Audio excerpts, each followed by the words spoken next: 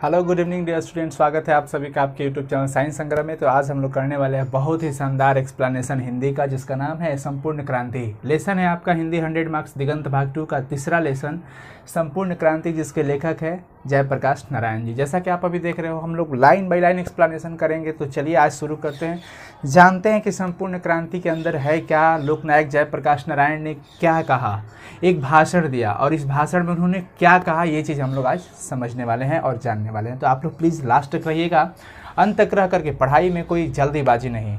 कल हम देख रहे थे बहुत लोग सर जल्दी कीजिए नहीं, क्योंकि ये ऐसा चीज़ है, ये सब ऐसी चीज़ है। हिंदी की अगर हम लिटरेचर की बात करें, मतलब विशेष करके हिंदी की अगर बात करें, वैसे चैप्टर बहुत लॉन्ग है तो उसका पार्ट 2 पार्ट 3 हो सकता है। मे बी मैं ये नहीं बोल रहा हूँ कि नहीं हो सकता है, बट अगर पॉसिबल है कि 1 घंटे में अगर ये पूरा अच्छे से क्लियर हो जाए तो क्लियर कर लेना ही द बेस्ट होगा। पता है क्यों?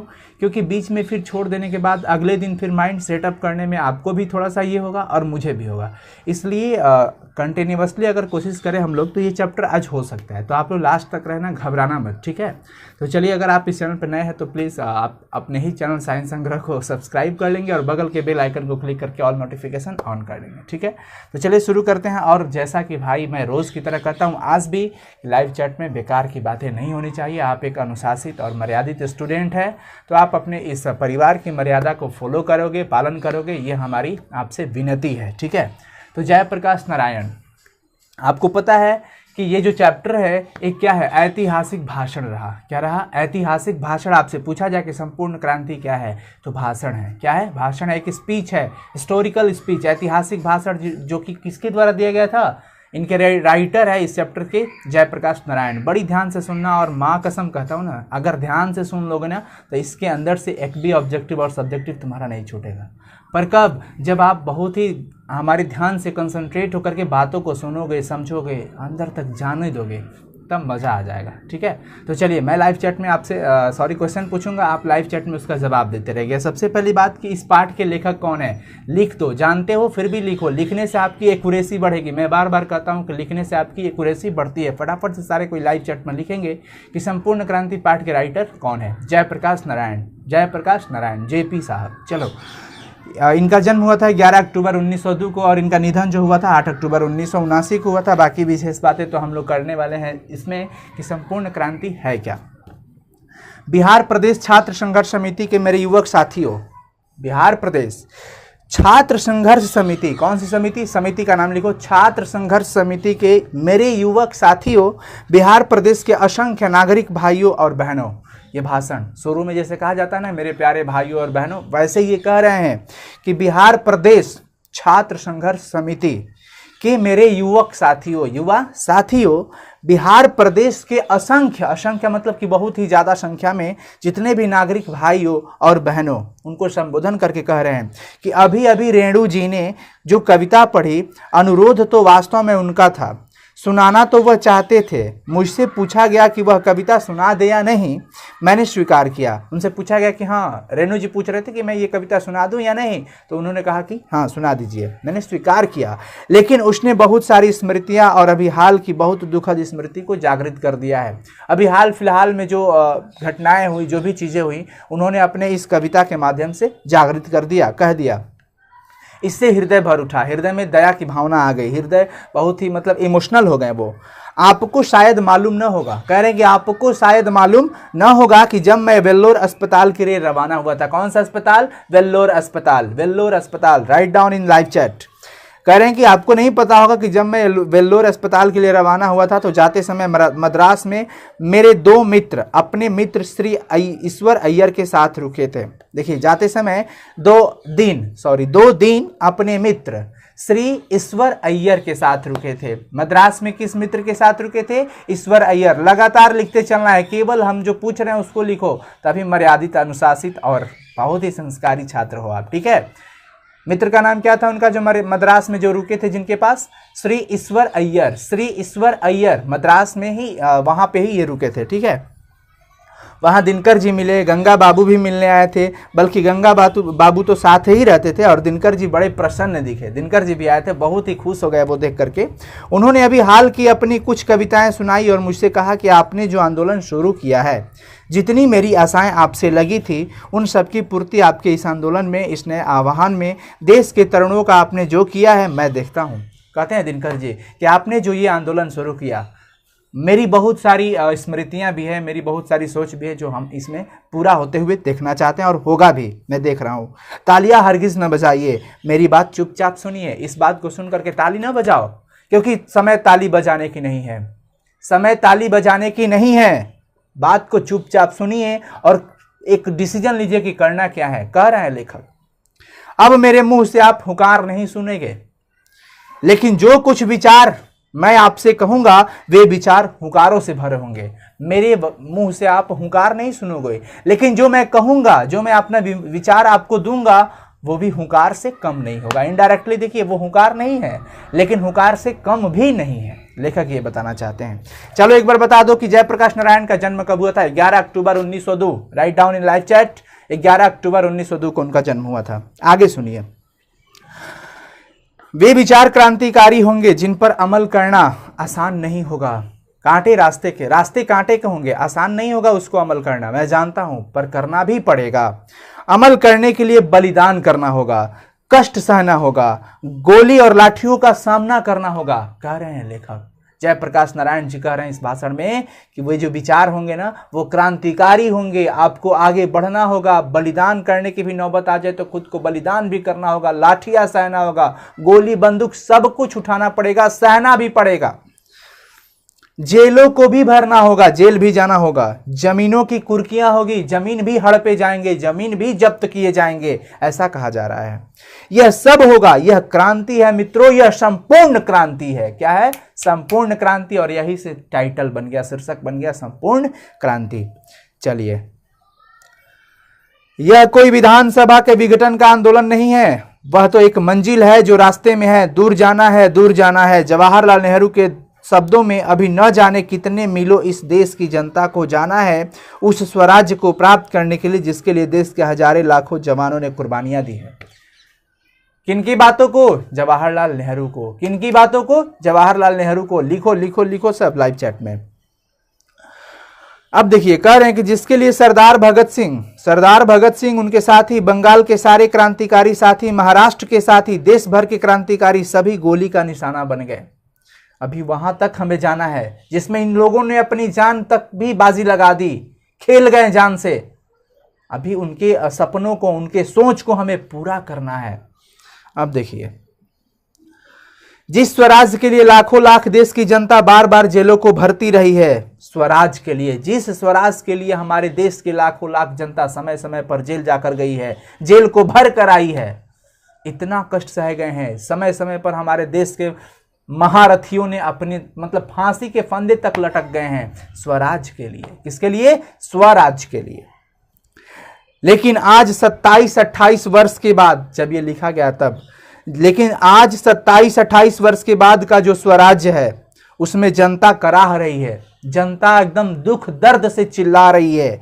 भूख है, महंगाई है, भ्रष्टाचार है, कोई काम जनता का नहीं निकलता है बगैर रिश्वत दिए। कह रहे हैं जयप्रकाश नारायण जी कि ऐसी स्थिति आ गई है कि जनता दुख से आवाज निकाल रही है, रो रही है, बिलख रही है, चिल्ला रही है, भूख से मर रही है, महंगाई भी बढ़ चुका है, उनका कोई काम नहीं हो रहा है बिना रिश्वत दिए, बिना घूस दिए, बिना पैसे दिए। ऐसी स्थिति बन चुकी है।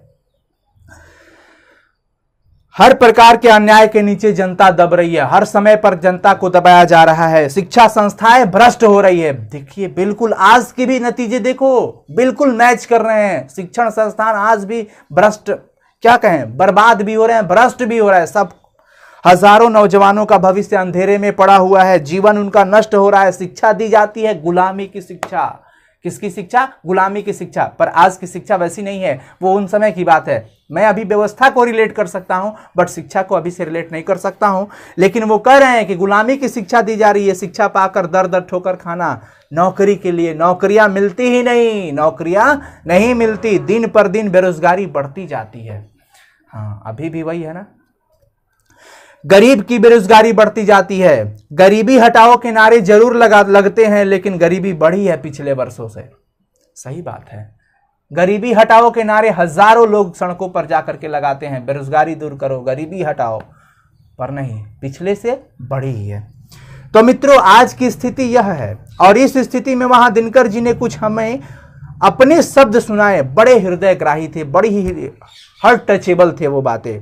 और उसी रात जब विदा हुए, उसी रात को हमारे मित्र रामनाथ जी गोयनका, मित्र का नाम रामनाथ जी गोयनका, यहां पे रामनाथ जी गोयनका का नाम लिखो सब लाइव चैट में, रामनाथ जी गोयनका। उसी रात, जो कि इंडियन एक्सप्रेस के मालिक थे, किसके मालिक थे? इंडियन एक्सप्रेस के मालिक।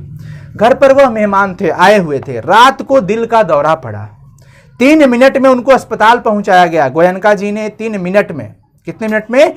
3 मिनट में। विलिंगडन नर्सिंग होम शायद उसे कहते हैं, सारा इंतजाम था वहां पर। पटना का अस्पताल तो पता नहीं 3 घंटे भी में भी तैयार ना हो पाता। सभी डॉक्टर सब तरह के औजार लेकर के आए थे, लेकिन दिनकर जी का हार्ट फिर से जिंदा नहीं हो पाया। दिनकर जी किस अस्पताल में मरे थे जी? Willingdon nursing home. Willingdon nursing home लिखो सब कोई, किस अस्पताल में दिनकर जी की मौत किस अस्पताल में हुई? Willingdon nursing home, Willingdon nursing home, सब कोई लिखो। और इनकी मृत्यु कैसे हुई थी? हार्ट अटैक होने से, हार्ट, दिल का दौरा पड़ा हुआ था। उसी रात उनका निधन हो गया। ऐसी चोट लगी, उनकी यह कविता सुन के उनका वह सुंदर सौम्य जोशीला चेहरा याद आ गया। लेखक कह रहे हैं ऐसा। आज लगता है हमारे 2 मित्रों की कितनी कमी है।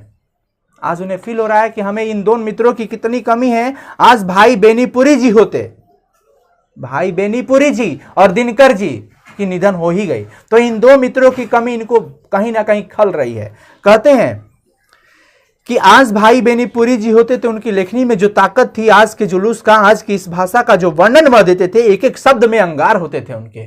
किनके? बेनीपुरी जी के लेखनी में। किनके लेखनी में एक एक शब्दों में अंगार होते थे? बेनीपुरी जी। लिखो, किनके? बेनीपुरी जी। लिखोगे तभी तुम सीखोगे। आज दिनकर जी जो कविता लिखते हैं, नए भारत के नव निर्माण के लिए जो देश के युवकों और छात्रों और देश के साधारण व्यक्तियों, नर और नारियों द्वारा आज से हो रहा यह शुरू प्रारंभ हो गया है, वह कविता शायद इस नवीन क्रांति को एक अमर साहित्य बन जाती। कह रहे हैं कि आज जो हम शुरू किए हैं इस संपूर्ण क्रांति को, पूरे देश में फैल रहा है, ये चर्चे का विषय बना हुआ है। आज शायद हमारे मित्र दिनकर जी होते तो इसको कितनी अच्छी एक रूप देते, इसको कविता, एक लेखनी के रूप में इसे उजागर किया जाता। अफसोस जता रहे हैं, लेकिन आज दोनों ही नहीं है, न दिनकर जी न बेनीपुरी जी। कौन कौन नहीं है? न दिनकर जी न बेनीपुरी जी। नाम लिखिए, कौन कौन नहीं है? न दिनकर जी न बेनीपुरी जी। तो मित्रों, ये स्मृतियां जगी है, वो नहीं है, लेकिन उनकी सोच, उनकी याद, उनकी लेखनी आज भी जिंदा है और आगे भी रहेगी। कह रहे कि ये स्मृतियां जगी है, इनका भार हृदय पर है। वो जो हमें कह गए हैं, वो जब तक हम पूरा नहीं करेंगे तब तक कलंक रहेगा। मैं तो थक गया हूं, लेकिन आज बड़ी भारी जिम्मेदारी हमारे कंधों पर आई है। कह रहे कि मैं तो थक गया हूं, लेकिन एक जो जिम्मेवारी आई है हमारे कंधों पर, मैंने इस जिम्मेवारी को अपनी तरफ से मांग करके नहीं लिया है। तरुणों से, छात्रों से बराबर कहता रहा हूं कि जब पहला हमने आह्वान किया था यूथ फॉर डेमोक्रेसी का, लोकतंत्र में युवकों का क्या रोल है, यह हमने जो बताया था उसमें लिखा था, और उसके बाद बराबर कहता रहा हूं, संचालन समिति में बहस करता रहा हूं। हम बूढ़े हो गए, हमारी सलाह ले लीजिए, हम दूसरी पीढ़ी के हो गए, आप नई पीढ़ी के लोग हो, देश का भविष्य आपके हाथों में है, उत्साह है आपके अंदर, शक्ति है आपके अंदर, जवानी है आपके अंदर, आप नेता बनिए। कह रहे हम बूढ़े क्या, अब तुम युवा लोग सामने आओ और संभालो कमान, आगे बढ़ो। तो ये कह रहे हैं कि अगर हम पूछे क्वेश्चन कि जयप्रकाश नारायण जी के अकॉर्डिंग देश का भविष्य किस पीढ़ी के हाथ में है? भाई किस पीढ़ी के हाथ में है? नई पीढ़ी के हाथ में। किस पीढ़ी के हाथ में? नई पीढ़ी। राइट डाउन, फटाफट से लाइव चैट में सब लिखते रहो, प्रैक्टिस, एकदम घमासान क्लास होगा आज। कह रहे हैं कि हमसे सलाह ले लीजिए आप लोग, आप नेता बनो, मैं आपको सलाह दूंगा। हम बूढ़े हैं तो क्या है, सलाह देंगे। बिन बूढ़े का काम नहीं चलता, वो तो मार्गदर्शन हमेशा से करते रहे और करेंगे भी आगे। तो छात्रों ने कहा, जयप्रकाश जी मार्गदर्शन से काम नहीं चलेगा, आपको नेतृत्व स्वीकार करना होगा। जब ये छात्रों से ये बात कर रहे थे कि तुम लोग युवा हो, तुम सामने आओ, हम तो बूढ़े हो गए हैं, हमसे सलाह लो, तुम नेता बनो। लेकिन सारे छात्रों ने कहा कि नहीं जयप्रकाश नारायण जी, सलाह से काम नहीं चलने वाली, आप आगे आइए, आप ही नेतृत्व कीजिए, इस पूरे क्रांति का आप नेतृत्वकर्ता बनिए, हम लोग साथ रहेंगे। मार्गदर्शन से काम नहीं चलेगा, आपको नेतृत्व स्वीकार करना पड़ेगा। मैं टालता रहा कि नहीं, मैं टालता रहा, लेकिन अंत में वेल्लोर जाते समय मैंने उनके आग्रह को स्वीकार कर लिया। मैं उनकी बातों को टालते गया, लेकिन लास्टली हमें यह बात एक्सेप्ट करना पड़ा कि चलो ठीक है, हम इस संपूर्ण क्रांति का नेतृत्व करेंगे। स्वीकार करते समय मैं अनुभव किया कि नाम के लिए मुझे नेता नहीं बनना है, नेता नाम के लिए नहीं बनना है जैसे आज के लोग हो रहे हैं। मुझे सामने खड़ा करके और कोई हमें डिक्टेट करे पीछे से कि क्या करना है। जयप्रकाश, डिक्टेट का मतलब बताए, मुझे कोई बताए कि पीछे से कि क्या करना है जयप्रकाश नारायण तुम्हें, तो इस नेतृत्व को कल मैं छोड़ देना चाहूंगा। मैं नहीं चाहता कि मुझे कोई पीछे से बताए कि तुम ये करो, ऐसे करो, नहीं, मैं कल ही नेतृत्व को छोड़ दूंगा। कौन कह रहा है, जयप्रकाश नारायण जी। मैं सबकी सलाह लूंगा, तालियां नहीं, मैं सबकी सलाह लूंगा, तालियां नहीं, बात सुनिए, बात समझिए, सबकी बात सुनूंगा। छात्रों की बात जितना भी ज्यादा होगा, जितना भी समय मेरे पास होगा, उनसे बहस भी करूंगा, समझूंगा, अधिक से अधिक उनकी बातों में अधिक से अधिक उनकी बात में स्वीकार भी करूंगा। कौन कह रहे हैं, जयप्रकाश नारायण जी।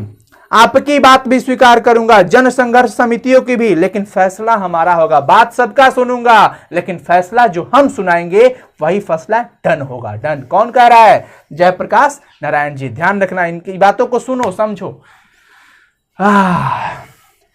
अब चलिए एक क्वेश्चन फटाफट। इंडियन एक्सप्रेस के मालिक कौन थे, रामनाथ जी गोयनका। इंडियन एक्सप्रेस के मालिक, नोट करो सब, इंडियन एक्सप्रेस के मालिक कौन था, रामनाथ जी गोयनका। अब चलिए, कह रहे हैं कि इस फैसले को मानना होगा और आपको मानना ही होगा, तब तो इस नेतृत्व का कोई मतलब नहीं। इस फैसले को इनको मानना होगा और आपको मानना होगा, तब तो इस नेतृत्व का कोई मतलब है, तब यह क्रांति सफल हो सकती है जब आप मेरे फैसले को मानोगे। और नहीं तो आपस के झगड़ों में, बहसों में पता नहीं कि हम किधर बिखर जाएंगे और क्या नतीजा निकलेगा। हम जो डन करेंगे फैसला, जो कमिटमेंट होगा, वही आपको मानना पड़ेगा।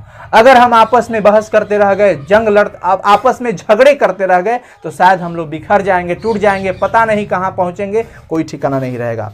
बहुत दिनों से सार्वजनिक जीवन में हूं। 1921 में जनवरी के महीने में इसी पटना कॉलेज में आईएससी का विद्यार्थी था।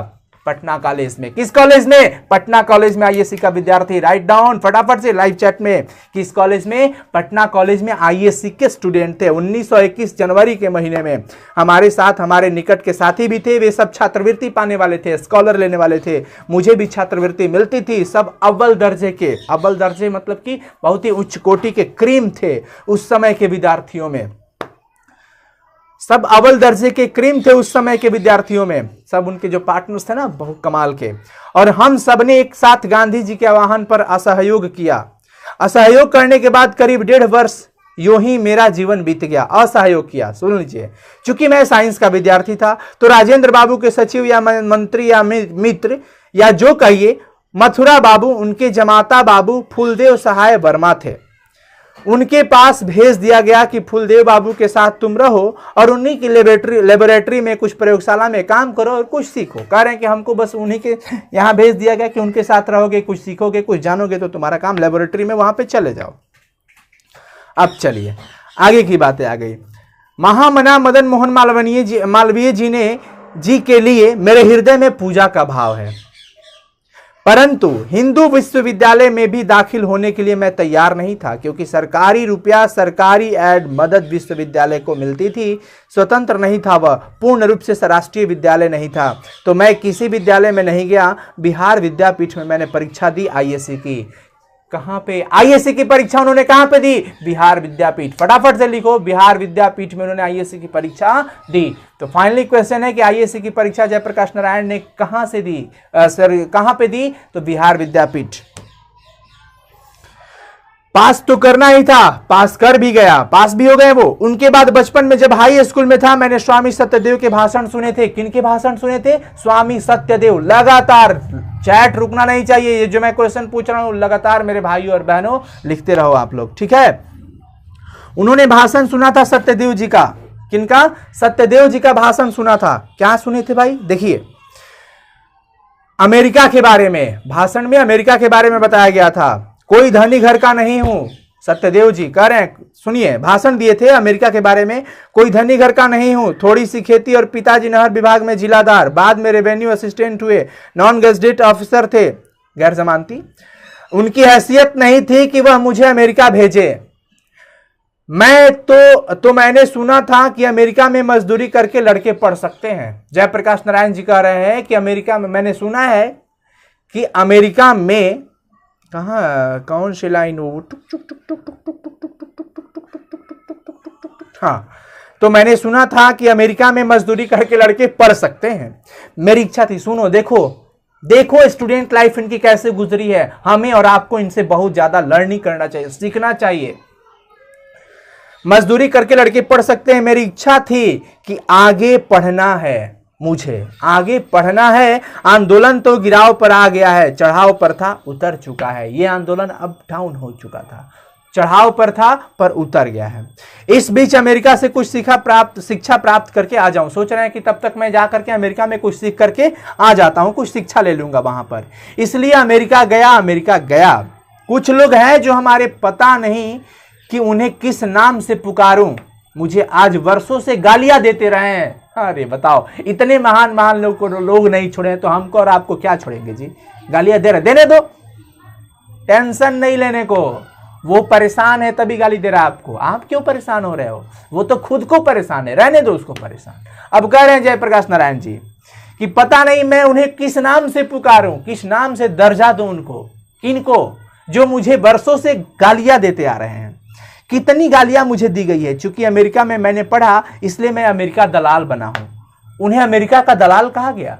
जयप्रकाश नारायण जी को किस देश का दलाल कहा गया? लिखो सब मेरे प्यारे भाइयों और बहनों, अमेरिका का दलाल। किसका?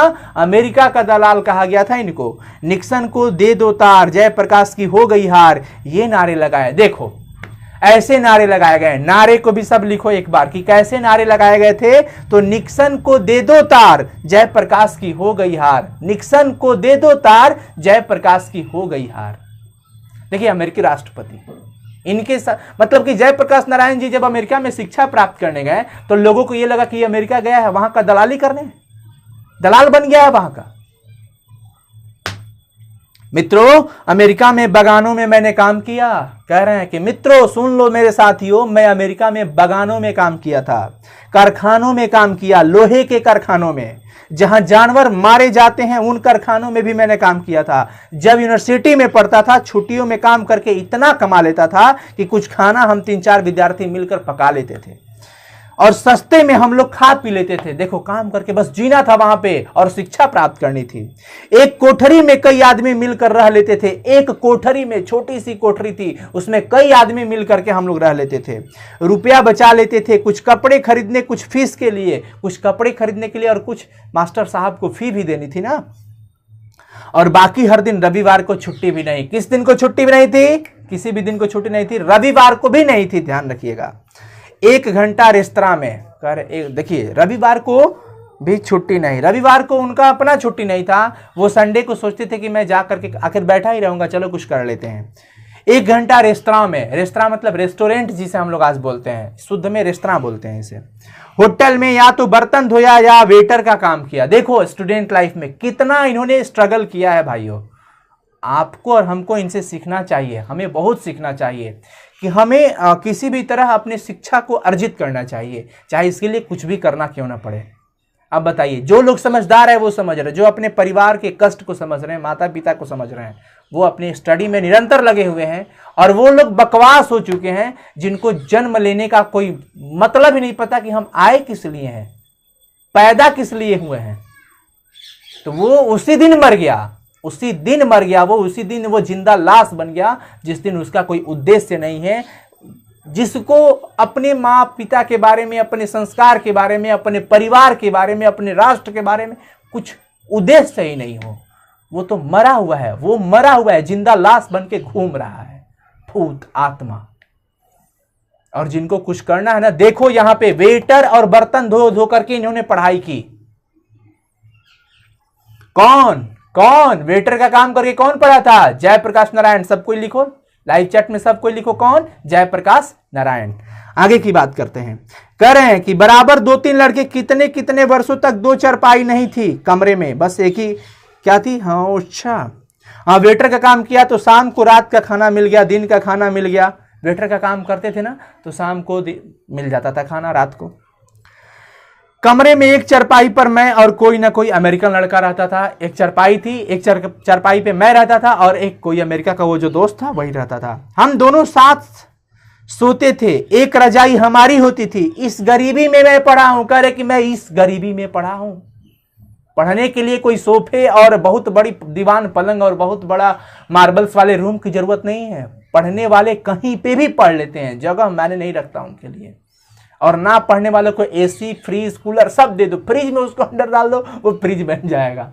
फ्रिज में नहीं डालना, मतलब एक बात बता रहे हैं कि उनको कितना भी व्यवस्था दे दो, फैसिलिटीज दे दो, नहीं पढ़ने वाले कभी नहीं पढ़ेंगे। और पढ़ने वाले ना सड़क पे जलती हुई लाइट से भी वो पढ़ लेते हैं। आपने कई बार देखा होगा ये चीज, सोशल मीडिया पे कई चीजें ये वायरल हुई हैं, वो बनावटी नहीं है, वो रियल है, हकीकत है, आप देख रहे होंगे।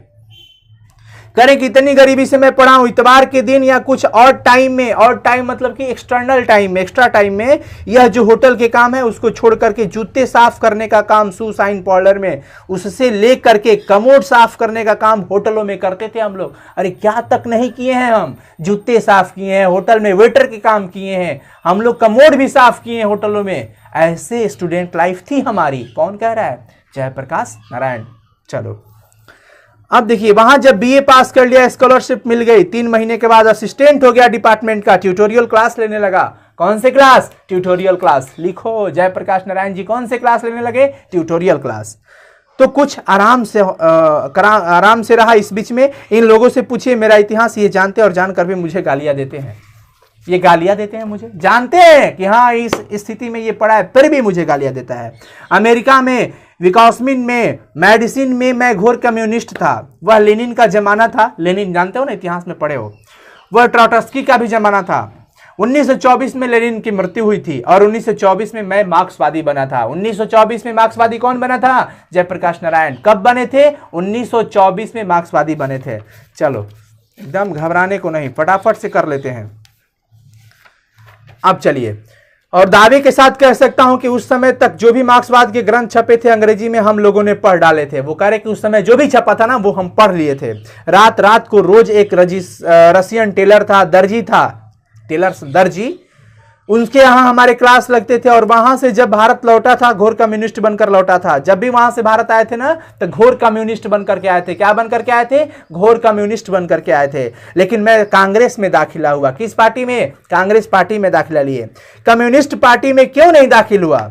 मैंने जो लेनिन से सीखा था वह यह सीखा था कि जो गुलाम देश है, वहां के जो कम्युनिस्ट है, उनको हरगिज वहां की आजादी की लड़ाई से अपने को अलग नहीं रखना चाहिए, कभी नहीं अलग रखना चाहिए। इसीलिए वो कम्युनिस्ट पार्टी से दाखिला नहीं लेकर के कांग्रेस वाले में उस क्लास के। अब देखिए, यद्यपि उस लड़ाई का नेतृत्व जिसको मार्क्सवादी भाषा में बुर्जुआ क्लास कहते हैं, उस क्लास के हाथ में हो, पूंजीपतियों के हाथ में उसका नेतृत्व हो, फिर भी कम्युनिस्टों को अलग नहीं रहना चाहिए, अपने को आइसोलेट नहीं करना चाहिए। अपने आप को आइसोलेट का मतलब अलग, अपने आप को अलग नहीं करना चाहिए। इसीलिए वो कांग्रेस में दाखिला लिए।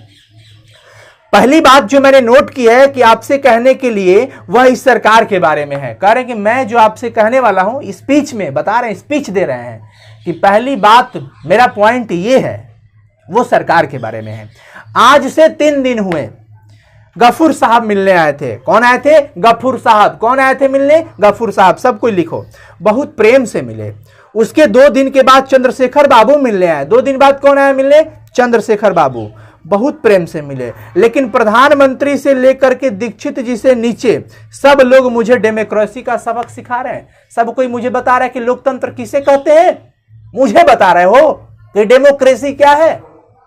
लेखक कह रहे हैं इनमें से किसी को कोई अधिकार नहीं है कि जयप्रकाश नारायण को लोकतंत्र की शिक्षा दे। कोई मुझे शिक्षा मत दो कि लोकतंत्र क्या है, मैं अच्छी तरह से जानता हूं, लेकिन वे जयप्रकाश नारायण को शिक्षा देने की हिम्मत करते हैं। और इनकी हरकत देखिए, शांतिमय प्रदर्शन, शांतिमय जुलूस के लिए हजारों लोग आ रहे हैं। प्रदेश के कोने कोने से छात्र आ रहे हैं, किसान आ रहे हैं, मजदूर आ रहे हैं, मध्यम वर्ग के लोग भी आ रहे हैं। कहीं पैदल आ रहे हैं तो कुछ बस से आ रहे हैं, कुछ कहीं रेलों से आ रहे हैं, कोई ट्रक भाड़े पर लेकर के, डीजल अपना खरीद करके लेकर के आ रहा है। जहां तहां रोका गया, इनको लड़कों को पीटा गया और उधर ये करके तमाशे, और इधर आ रहे हैं मेरे मुंह पे बड़ी बड़ी मीठी मीठी बातें करने और डेमोक्रेसी सिखा रहे हो मुझे तुम लोग। कौन कह रहा है? जयप्रकाश नारायण गुस्से से आग में भरे हुए कह रहे हैं कि ये लोग देखो इनकी क्या हिम्मत है, औकात, इनकी हिम्मत नहीं, मुझे डेमोक्रेसी सिखा रहे हैं। और इनकी हरकत देखिए कि मैं शांति में जुलूस कर रहा था जिसमें कई लोग शामिल थे, कहां कहां से लोग आए थे, लड़कों को पीटा है इन्होंने। सहनाइयां बज रही है, माता रानी का दरबार है, जय माता दी। हाँ चलो, खैर अभी बात सुनना है हमारा। अब देखिए, कह रहे कि जहां तहां रोका है इनको, लड़कों को पीटा है, गिरफ्तार किया है अनायास, कोई कारण नहीं है, फिर भी इन लोगों ने ऐसा काम किया। और यहां हमसे आकर के सब मीठी मीठी बातें करते हो। इन्होंने जिद की कि इस रास्ते से जुलूस नहीं जाएगा, इसमें यह खतरा है, वह खतरा है। मुझे कोई खतरा नहीं दिखाई दिया, लेकिन जब उन्होंने कहा कि शायद जेल तोड़ने की कोशिश की हो और शायद उन्हें गोली चलानी पड़े, तो मैंने कहा इनकी जिम्मेदारी मैं नहीं लेता हूं। आंदोलन हमारा किसी दूसरे उद्देश्य से हो रहा है, बीच में यह डाइवर्सन हो जाए, डाइवर्सन का मतलब रास्ता भटक जाए, रास्ता ही भटक जाए, हम लोग यह नहीं चाहते। तो चलिए, जो आप कहते हैं वही मान लेता हूं। तो ये बिगड़े भी होंगे छात्र लोग, उधर से जाना था, आप इधर से क्यों आए? ऐसा बहाना बना दिया गया कि उधर से जाना था, आप इधर से क्यों आए? हालांकि वे उन लड़कों को ले आए और दूसरी बिल्डिंग में खड़ा करके, जो लड़के हमारी छात्र संघर्ष समिति के वहां जेल में हैं, उनको जुलूस दिखाने के लिए ले आए। मैं नहीं जानता हूं कि अंग्रेजी सरकार के जमाने में भी इस प्रकार के व्यवहार कभी हुआ हो। लोग रेलों से उतार दिए गए थे, बसों से उतार दिए गए थे, टिकट था उनके पास, बेटिकट लोग थे, उनको उतार दिया अलग। मुजफ्फरपुर की रिपोर्ट अपने अखबारों में पढ़ी होगी, कह रहे हैं कि मुजफ्फरपुर में की पेपर में छपा था, ये चीज आपने पढ़ा होगा। सारे डिवीजन में क्या क्या नहीं हुआ है। शर्म नहीं आती इन लोगों को? डेमोक्रेसी की बात करते हैं मेरे मुंह पे आकर के, मीठे मीठे बात करते हो और उधर जाकर के यही हरकत करते हो। कौन कह रहा है? जयप्रकाश नारायण। लोकतंत्र में, डेमोक्रेसी में जनता को अधिकार नहीं है कि जहां भी चाहे शांतिपूर्ण सभा करे अपनी। डेमोक्रेसी की बात सिखाने हो क्या? डेमोक्रेसी में ऐसा नहीं लिखा गया है कि जनता अपनी मन की बात करे, अपनी कोई सलाह करे, या फिर कहीं भी वो अपना आयोजन नहीं कर सकती है? जनता का अधिकार नहीं है शांतिपूर्ण सभा करने की? है जवाब इन लोग के पास? जहां भी चाहे शांतिपूर्ण प्रदर्शन नहीं कर सकती है वो?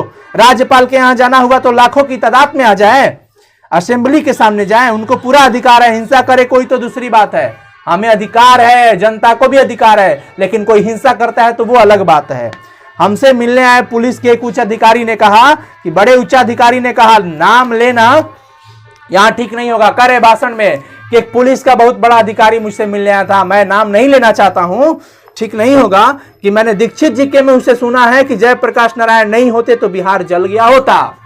उस पुलिस अधिकारी ने आकर के कहा, बल्ले बल्ले, क्या कहा? दीक्षित जी के मुंह से वो सुना है कि यदि जयप्रकाश नारायण नहीं होते तो बिहार जल गया होता। किसके मुंह से सुने थे? दीक्षित जी के मुंह से। लिखो सब। जब जयप्रकाश नारायण के बारे में ऐसा आप सोचते हैं तो जयप्रकाश नारायण के लिए यह सारा क्यों होता है? जब आप सोच रहे हो कि जयप्रकाश नारायण अगर नहीं होते तो ये बिहार नहीं बचता, तो फिर ये सब क्यों कर रहे हो जयप्रकाश नारायण के साथ? उनके लड़कों को क्यों पीट रहे हो, मार रहे हो, जेल भेज रहे हो? ये सब क्या ड्रामा है? तो उनके नेतृत्व में यह प्रदर्शन और सभा होने वाली है, क्यों लोगों को रोकते हो आप? जनता से घबराते क्यों हो आप? जनता क्या प्रतिनिधि हैं? किसकी तरफ से शासन करने बैठे हैं आप? आपकी हिम्मत की लोगों को पटना आने से रोक ले, उनकी राजधानी है, कैसे रोक सकते हो पटना आने से तुम? उनकी राजधानी है, आपकी राजधानी है। यह पुलिस वालों का देश है, यह जनता का देश है। डूब जाना चाहिए इन लोगों को। लगाया एकदम बढ़िया कस के जवाब लगाए हैं पुलिस अधिकारी को। कौन? जयप्रकाश नारायण। आपकी राजधानी है, यह पुलिस वालों का देश है, यह जनता का देश है। मैं पेज नंबर 38 में हूं, ध्यान रखना। यह जनता का देश है, डूब जाना चाहिए इन लोगों को ऐसी नीचता का व्यवहार करके। बहुत कठोर शब्द का प्रयोग कर रहा हूं मैं, कठोर शब्द का प्रयोग नहीं करता, लेकिन यह नीचता का व्यवहार है, इसीलिए यह शब्द मैं बोल रहा हूं। अगर कोई डेमोक्रेसी का दुश्मन है तो वे लोग दुश्मन है जो जनता को शांतिमय कार्यक्रमों में बाधा डालते हैं। डेमोक्रेसी और लोकतंत्र का सबसे बड़ा दुश्मन वही है जो जनता के कामों में बाधा डाले। सही बात है, वाह जी वाह, मजा आ गया। हाँ, बाधा डालते हैं, उनकी गिरफ्तारियां करते हैं बेवजह, उन पर लाठी चलाते हैं, गोलियां चलाते हैं, यही डेमोक्रेसी है। इसे बदलना चाहती है जनता। जयप्रकाश नारायण भी बदलना चाहते हैं, इसे छात्र युवक बदलना चाहते हैं। क्यों? क्योंकि जो भी आंदोलन इस देश में आज उठेगा उसका नेता सिर्फ और सिर्फ युवक रहेगा, छात्र रहेगा, इनमें कोई संदेह नहीं है हमको। वाह जी वाह, मजा आ रहा है ना, बहुत मजा आ रहा है। पता है क्यों? क्योंकि हमारे राष्ट्र के प्रति एक ये बिहार BIHAR, जिससे पूरे भारत का नाम मिलता है। इसमें बिहार गर्व है ना हमें। बस कभी कभी इस शिक्षा व्यवस्था को लेकर के हमें अपना सर झुकाना पड़ जाता है। क्यों? इसमें हमारी गलती नहीं है, आपकी गलती नहीं है, गलती इस व्यवस्था करने वालों की है, मैनेजमेंट की। बस इस व्यू में हम लोग शर्मसार हो जाते हैं। नहीं तो IAS IPS सबसे ज्यादा नंबर यहां से देने वाला है बिहार से। बिहार की धरती पे कोई आंख उठा दे तो समझ रहे हो ना, जला देंगे उसको हम लोग सब मिल करके। अगर ऐसे लोग होते आज तो हमारा ये बिहार ही नहीं पूरा भारत राष्ट्र और कहीं आगे होता, बिहार भी और आगे होता। लेकिन क्या कहे, कुछ ऐसे चापलूसों के हाथ में चली गई ये धरती जो केवल अपने बारे में सोच रहे हैं, यहां की जनता के बारे में बिल्कुल नहीं सोच रहा है। वो अपना झोली भर रहा है। वो आगे चलो, करें कि हमारा देश का जो शासन होगा ना, सॉरी क्या बोल रहे हैं, हाँ, लोकतंत्र का जितना भी जो भी चीज होगा यह जनता बदलना चाहती है। ऐसी बेकार लोकतंत्र की तुम बात कर रहे हो ना, तुम लोग व्यवस्था बदल डाले हो, लाठियां चला रहे हो, ये सब कर रहे हो। बदलना चाहती है जनता, बदलना चाहते हैं जयप्रकाश नारायण, बदलना चाहते हैं वो छात्र युवक, और इसमें कोई शक नहीं है बदलेगा। मित्रों, एक बात तो यह कहनी थी कि मैं जानता हूं कि डॉक्टर रहमान यहां बैठे होंगे। उस सभा के बीच में कौन? डॉक्टर रहमान। लिखो कौन बैठे होंगे? डॉक्टर रहमान भी यहां बैठे होंगे। तो वे कुछ चिंता में पड़े होंगे कि इस जोर से बोलने का असर मेरे हृदय पर बुरा होगा। उनको यह चिंता होगी कि ये इतना चिल्ला रहे हैं, बैड इफेक्ट उन पे जा रहा है। जाने दो, मैं भी समझता हूं। अब जरा अपने आप को बांध कर बोलूंगा। चलो अब कुछ शब्दों पे लगाम लगाते हैं। अभी हाल में मैं वेल्लोर में था तो हमारे पास मित्र और स्नेही उमा शंकर जी दीक्षित पटना आए थे। उन्होंने मेरे संबंध में कुछ अच्छी बातें कही, साथ साथ कई प्रश्न भी उठाए। मेरा उनका बहुत पुराना संबंध है। गाना भी सुन रहा ना, सुनो कोई बात नहीं। 32-33 का आंदोलन जो चला था उनमें वह अंडरग्राउंड बंबई में वह रहते ही थे, अंडरग्राउंड नेता थे। वो चुपचाप हो गए। अंडरग्राउंड का मतलब साइलेंट हो जाना। और सदानंद जी ने जो फ्री प्रेस के मालिक थे, फ्री प्रेस के मालिक कौन थे? फ्री प्रेस के मालिक कौन थे? सदानंद जी। फ्री प्रेस के मालिक सदानंद जी थे। लिखो लिखो सब। उनकी स्थापना की थी उन्होंने। उनको ब्रेन ऑफ बॉम्बे कहा जाता था। किनको ब्रेन ऑफ बॉम्बे कहा जाता है? सदानंद जी को। ब्रेन ऑफ बॉम्बे सदानंद जी को कहा जाता है। ब्रेन ऑफ बॉम्बे सदानंद जी को कहा जाता है। लिखिए सब कोई लाइव चैट में।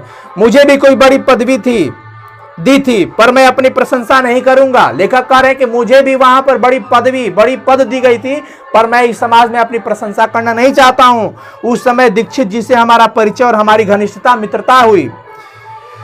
और अंडरग्राउंड जमाने की जो मित्रता होती है वह ठोस होती है। चाहे हम कहीं रहे वह कहीं रहे, ठोस रहती है, मजबूत रहती है। हमारे फ्रेंडशिप बहुत क्लोज रहते हैं। उसके बाद हम एक दूसरे के मित्र आज तक बने हुए हैं। आज भी हम लोग मित्र हैं। कुछ ऐसे मित्र हैं जिनके भाव अच्छे हैं। हमारे पुराने मित्र जो सोशलिस्ट पार्टी में थे या जो नहीं भी थे, चाहते हैं कि जयप्रकाश नारायण और इंदिरा जी में कुछ मेल मिलाप हो। तो मित्रों, मेरा किसी व्यक्ति से झगड़ा नहीं है, किसी व्यक्ति से झगड़ा नहीं है, वो चाहे इंदिरा जी हो या कोई भी हो। हमें तो नीतियों से झगड़ा है। लेकिन करें, मैं पर्सनली किसी से झगड़ा नहीं कर रहा हूं और ना ही मुझसे किसी से झगड़ा है। मैं बस नीति से, नियमों से लड़ रहा हूं। करें ना कि मेरा किसी व्यक्ति से झगड़ा नहीं है, किसी व्यक्ति से झगड़ा नहीं है, चाहे वो इंदिरा जी हो या कोई भी हो। हमें तो नीतियों से झगड़ा है, सिद्धांतों से झगड़ा है, कार्यों से झगड़ा है।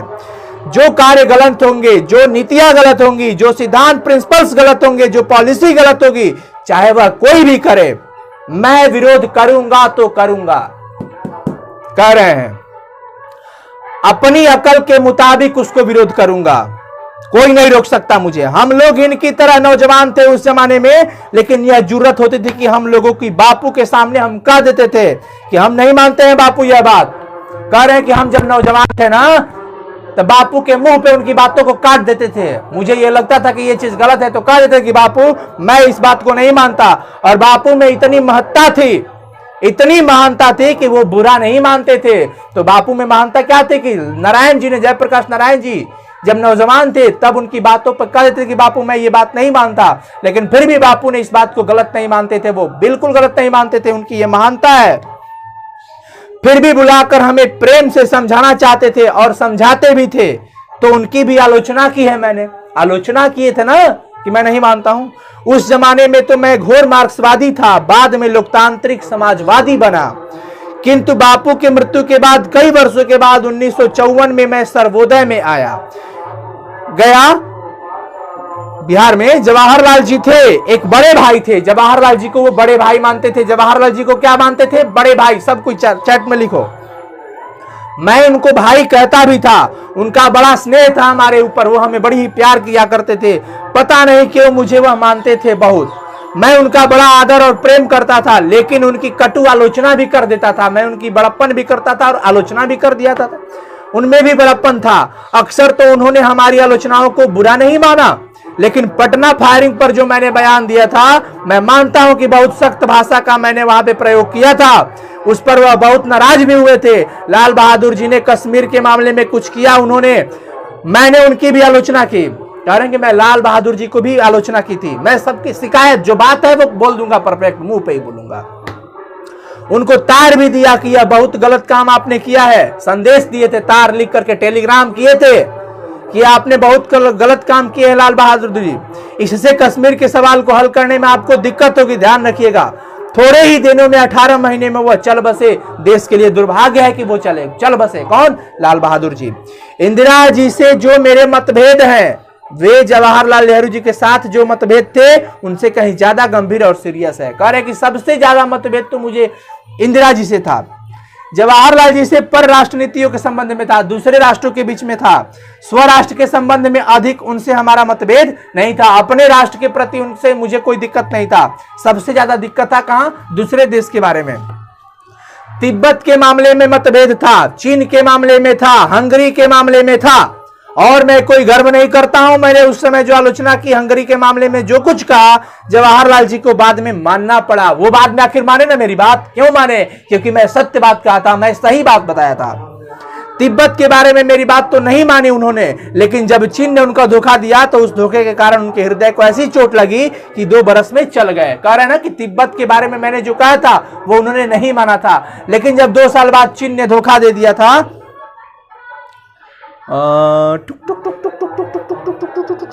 तिब्बत के बारे में मेरी बात उन्होंने नहीं मानी, लेकिन जब चीन ने उनको धोखा दिया, 2 साल बाद नहीं, चीन ने उनको धोखा दिया तो धोखे के कारण उनको हर्ट हुआ, हार्ट अटैक आ गया। वो भी 2 बरस में चल गए, संभल नहीं सके। ऐसा घाव लगा जब चीन ने आक्रमण किया। वह कभी उम्मीद नहीं करते थे, आशा नहीं करते थे कि चीन ऐसा करेगा। जवाहरलाल नेहरू जी को ये ब्लाइंड विश्वास हो गया था उस पर, लेकिन ये धोखा हो गया उनके साथ। थोड़ी इनकी भी गलती थी, तो पर राष्ट्र नीतियों के संबंध में मतभेद था उनसे, अंतर्देशीय प्रश्नों में नहीं था उनसे मतभेद। कह रहे हैं कि जवाहरलाल नेहरू से दूसरे देशों के लेकर के मुझसे मतभेद था, लेकिन अपने देश को लेकर के कोई मतभेद ज्यादा नहीं था। अब एक बात ले लीजिए, और भाषण दे रहे हैं, कह रहे हैं कि अब एक और बात ले लीजिए, जिसके चलते बहुत ज्यादा करप्शन राजनीति में है, वह क्या है? वो कह रहे हैं कि एक और बात सुन लीजिए कि जिसके चलते सबसे ज्यादा राजनीति में करप्शन है वो क्या है? इलेक्शन का खर्चा, चुनाव का खर्चा, यही है। करोड़ों रुपए वे चुनाव पे खर्च करेंगे। एक तरफ गरीबी हटाओ का नारा लगाएंगे, समाजवाद का नारा लगाएंगे, और यह सब रुपया ब्लैक मार्केटियर लोगों से आप इकट्ठा करेंगे। अनअकाउंटेड मनी, करोड़ों रुपए जिसका कोई हिसाब नहीं, कोई किताब नहीं। सबसे बड़ा पॉलिटिक्स में करप्शन का यही मामला है।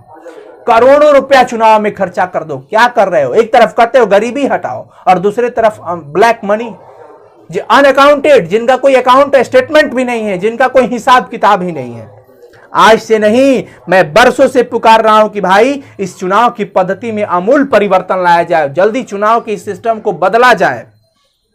चुनाव का खर्च कम करना चाहिए। अगर चाहते हैं आप कि गरीब उम्मीदवार खड़ा हो सके, मजदूर उम्मीदवार खड़ा हो सके, किसान उम्मीदवार खड़ा हो सके, गरीब पार्टी जो गरीब की पार्टी है वो अपने उम्मीदवार खड़ा कर सके, लेकिन सुनता कौन है?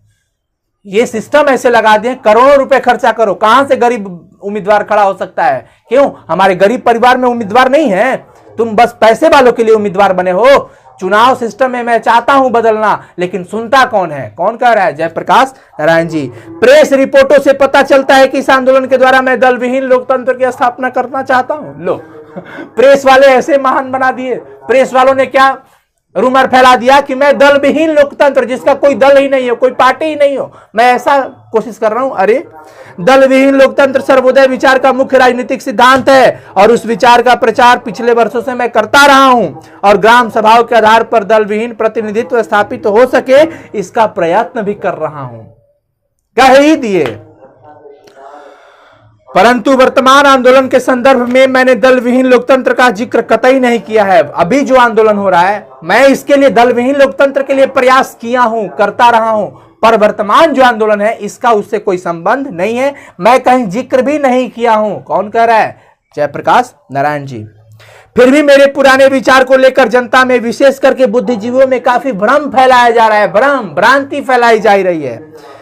केवल अपने कम्युनिस्ट भाइयों के भ्रामक प्रचार की सफाई के लिए इतना ही कहूंगा कि दल विहीन लोकतंत्र तो मार्क्सवाद तथा लेनिनवाद के मूल्य उद्देश्यों में से है, यद्यपि वह उद्देश्य दूर का है। वो तो करूंगे, लेकिन वो अभी दूर है। चलो, मार्क्सवाद के अनुसार समाज जैसे जैसे साम्यवाद की ओर बढ़ता जाएगा, वैसे वैसे राज्य स्टेट का क्षय होता जाएगा और अंत में एक स्टेटलेस राज्य विहीन सोसाइटी कायम होगी। वह समाज अवश्य ही लोकतांत्रिक होगा, बल्कि उसी समाज में लोकतंत्र का सच्चा स्वरूप भी प्रकट होगा। वह लोकतंत्र निश्चय ही दल विहीन होगा।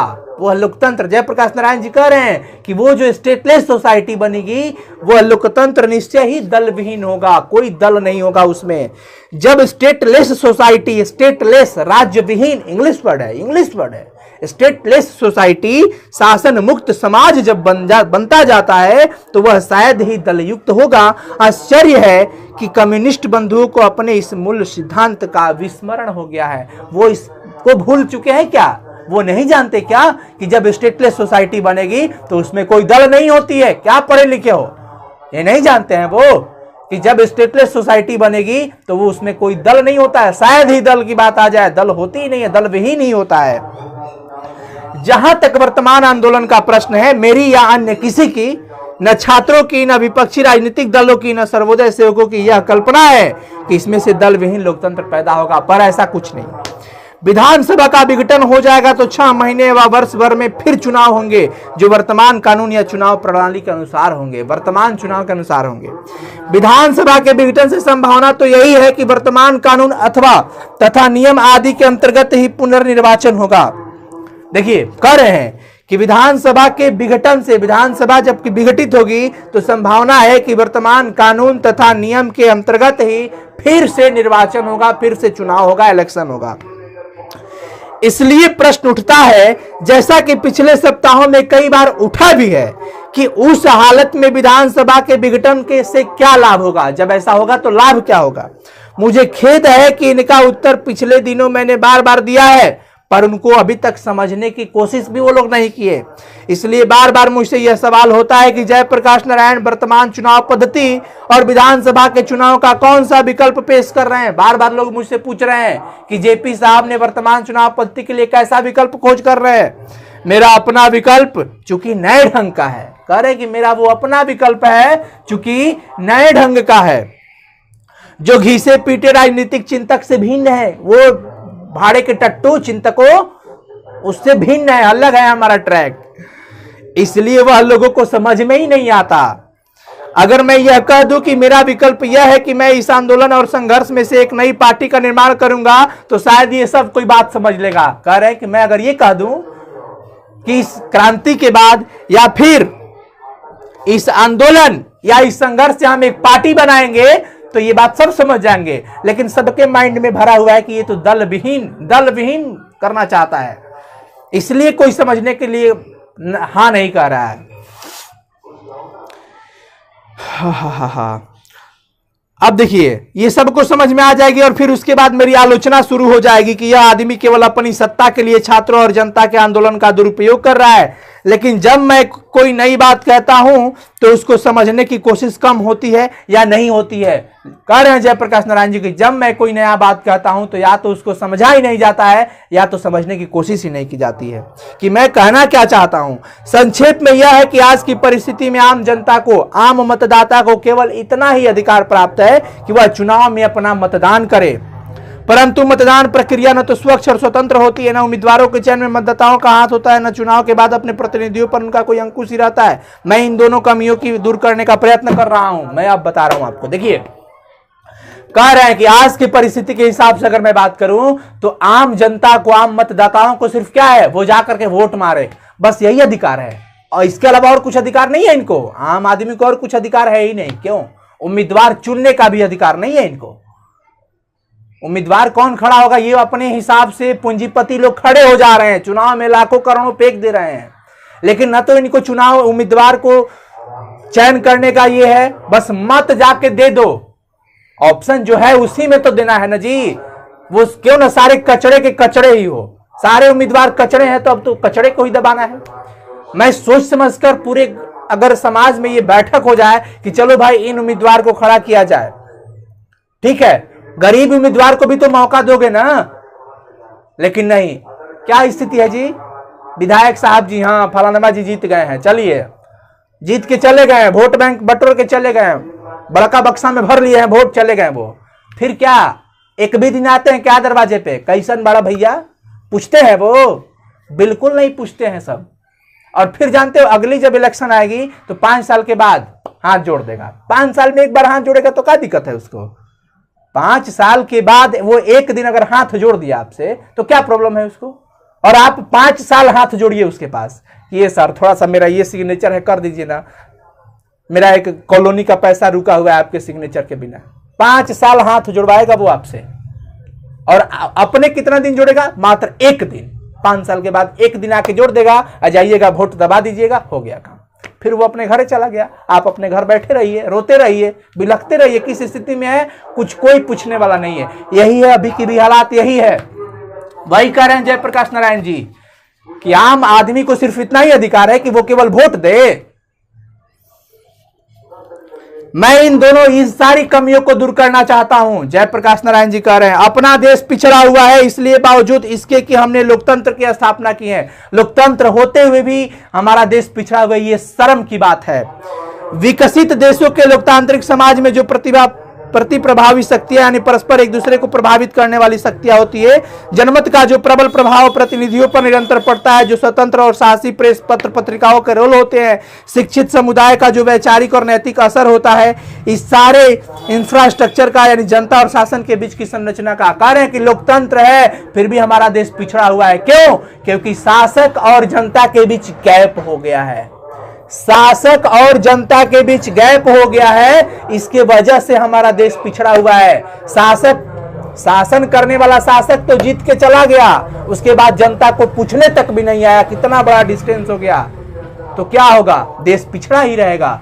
जब आप मन की बात करते रहे और हमारी मन की बात कौन सुनेगा? है कोई सुनने वाला? यही चीज तो यहां पे कहा जा रहा है। दूसरे विकसित देशों को देखो, शासक और प्रजाओं के बीच, जनता के बीच डिस्टेंस बहुत कम है, गैप कम है, वो सबको लेकर के कोऑपरेट करके चलते हैं तो कहीं ना कहीं वो आगे है। और भारत देश के बारे में ये बता रहे थे उस समय की बात।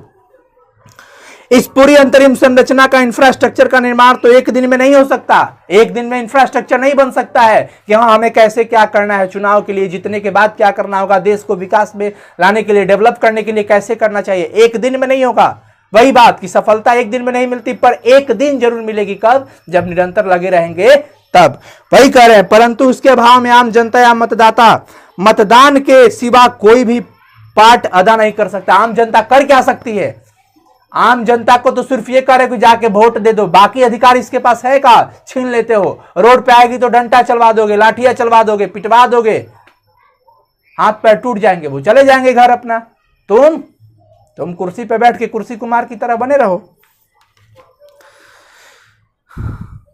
जिसके परिणाम स्वरूप मंत्री तथा विधायक निरंकुश और स्वच्छंद हो जाते हैं। मंत्रियों पर, विधायकों पर कोई अंकुश नहीं रहता है, कोई अंकुश नहीं रहता है। ये शासन अगर जनता के हाथ में होती तब ना उनको भी रहता कि नहीं भाई चलो हमारे ऊपर भी अंकुश है, लेकिन अंकुश है कहां, वो निरंकुश है, स्वतंत्र हो गए हैं। और जनता का किसी प्रकार का अंकुश उन पर नहीं रहता है, जनता का कोई दबाव नहीं रहता है उस पर, सिवाय इस भय के कि अगले चुनाव में जनता यदि चाहे तो उनको वोट नहीं दे। बस यही डर बना रहता है कि ये भैया वोटवा दे दिया, हमरा वोटवा दे देबो तो हम जीत जाएंगे भाई, और बाद तेरे कोई दिक्कत नहीं होगा। बस यही कह के वो चले जाएंगे। और चले जाने के बाद क्या होता है पता है आपको? आप 5 साल हाथ पैर करते रहिए, वो आपकी नहीं सुनेगा। टाइम है, चलो हटो, टाइम नहीं है अभी, हम थोड़ा जा रहे हैं पटना, अभी मुझे मंत्रालय में जाना है। ये इतना नरेंद्र मोदी से बात कर रहे हैं, अभी टाइम नहीं है मेरे पास, अभी हम अमित शाह से बात कर रहे हैं। ऐसा भाषण देगा सब। परंतु यह भय भी रुपया, जाति, बल प्रयोग, मिथ्याचरण आदि के कारण निष्प्रभ हो जाता है।